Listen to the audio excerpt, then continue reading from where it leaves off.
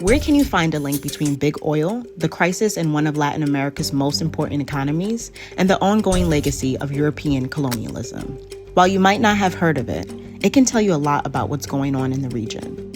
See, this is Venezuela's president, Nicolás Maduro, and he wants to create a new state right here. The region is known as Essequibo, which is rich in oil and minerals. The only problem is, Essequibo is in Guyana. Yes, you heard that correctly. Venezuela wants to claim more than 2/3 of neighboring Guyana's land as its own and rename it Guyana Essequibo. In April 2024, Maduro even approved a referendum to annex the territory. But Guyana isn't going to give up the region so easily. We are also preparing for the worst-case scenario. We are preparing with our allies, with our friends, to ensure that we are in a position to defend what is ours, the Essequibo. So what happens now?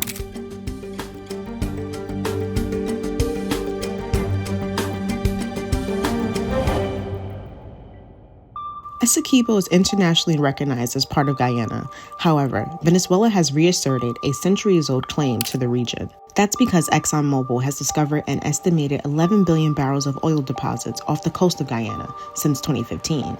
Guyana has been earning over $1 billion in revenue from the oil annually. That number is set to reach $7.5 billion by 2030. And since production began in 2019, the country's economic landscape has transformed. Since 2022, Guyana has been one of the world's fastest growing economies, according to the International Monetary Fund. Plus, the country is poised to become one of the world's largest offshore oil producers.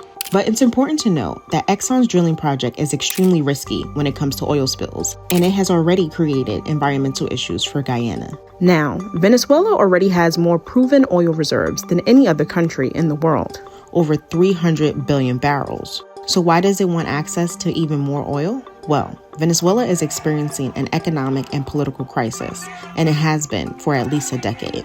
See, U.S. sanctions have hamstrung Venezuela's petroleum sector, which is the backbone of the country's entire economy. But it's not just the sanctions. Over the years, several officials at Venezuela's state-owned oil company have been arrested for crimes including bribery and embezzlement. On top of all of this, years of economic mismanagement have contributed to hyperinflation.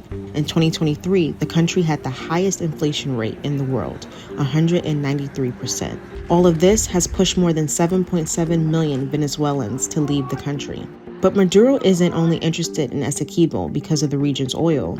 It's also valuable in natural resources, so it has a lot of iron, gold, diamonds, uranium, which is also a lucrative opportunity for whoever has that territory. We'll immediately proceed to create the division PDVSA Essequibo and CVJ Essequibo, and immediately we'll proceed to give operating licenses for the exploration and exploitation of oil, gas, and mines in all our Guyana Essequibo. Venezuela has reportedly continued to expand its military base on Anacoco Island, near the border.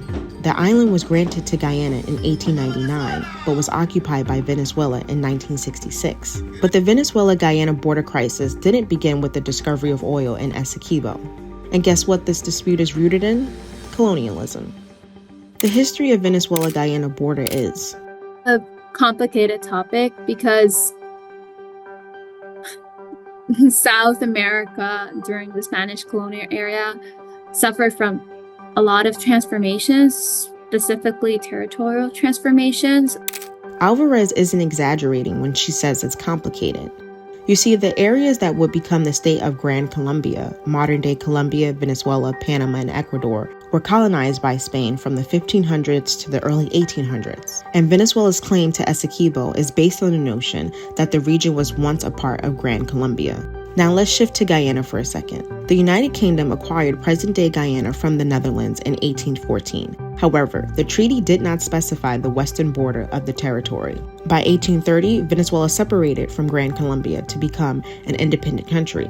5 years later, Venezuela was recognized by the United States. In the 1840s, the United Kingdom commissioned Robert Schomburgk, a surveyor, to delineate the boundary between Venezuela and British Guyana. That demarcation became known as the Schomburgk Line, and it established an additional 77,000 square kilometers for Guyana. Venezuela officially disputed the British delineation, alleging it encroached on its territory. Over the course of several decades, Venezuela sought help from the United States to resolve the boundary dispute.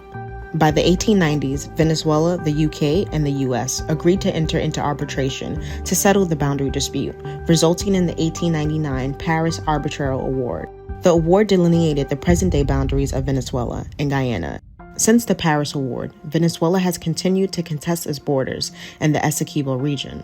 In the 1960s, Venezuela expressed dissatisfaction with the established boundaries that were done previously to the UN Secretary. That led to the 1966 Geneva Agreement, which established a mixed commission of representatives from the government of British Guiana and the government of Venezuela to resolve the dispute. However, those negotiations failed. That led to the UN's International Court of Justice getting involved, which claimed jurisdiction over the border dispute. Despite the ICJ claiming jurisdiction over the matter, Venezuela doesn't recognize it, leading to Venezuela's support for the referendum to annex Essequibo. Guyana requested to the ICJ for a provisional measure. And later, the ICJ ruled that Venezuela must abstain from taking any action that could alter the current status quo of the contested Essequibo region, which is right now under administrative control and governance of Guyana. In December 2023, Maduro and Guyanese President Ilham Ali met and agreed to not use force in settling the border dispute. They have also been working with regional groups like the Caribbean Community and Common Market and the Community of Latin American and Caribbean States to mediate the dispute. Both countries are still in negotiations. They're trying to find a peaceful resolution, but it's difficult to say what are their plans. There hasn't been a lot of movements lately regarding what the solutions are from each part, and it's still ongoing. With so much at stake for Venezuela and Guyana, it's important to remember who has the most to lose in this dispute: the people of Essequibo. We are praying, we are hoping, and we are having faith that nothing negative would come. We want to continue living a peaceful life in this beautiful land of ours.